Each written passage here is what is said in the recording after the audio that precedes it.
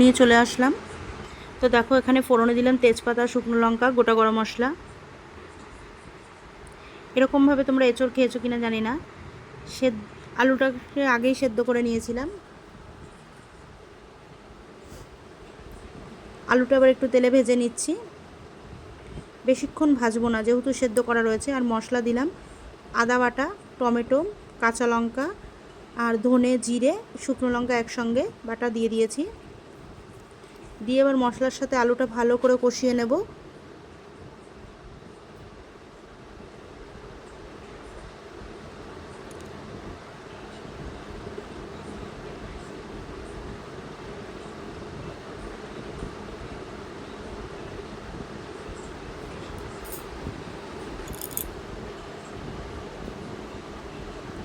এবার দিয়ে দিচ্ছি পেঁয়াজ আর রসুন বাটা।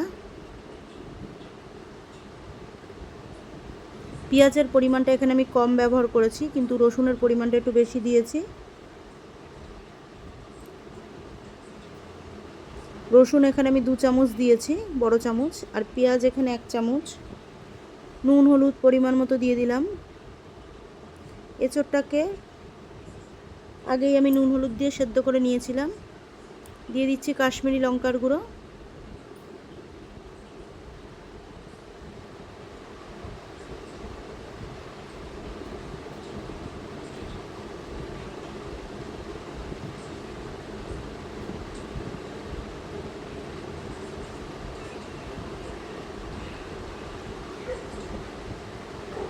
সেদ্ধ করে রাখা এঁচড়টা দিয়ে দিলাম।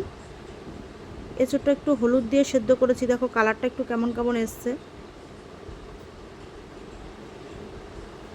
তো একসঙ্গে সব কষাচ্ছি। এবার দিয়ে দিচ্ছি স্টোমাকটাকে ভালো করে ধুয়ে পরিষ্কার করে নিয়েছি।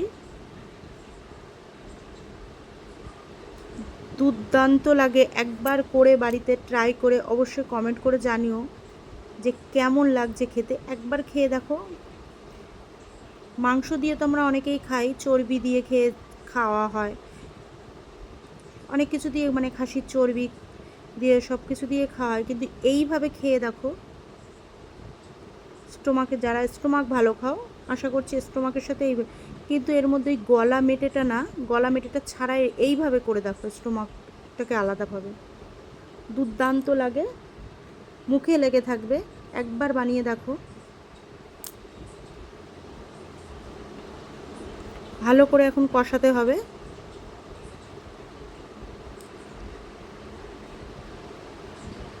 আমার মোটামুটি এটা কষে গেছে। এবার জল দিয়ে দিলাম। এখানে আমি উষ্ণ গরম জল ব্যবহার করলাম,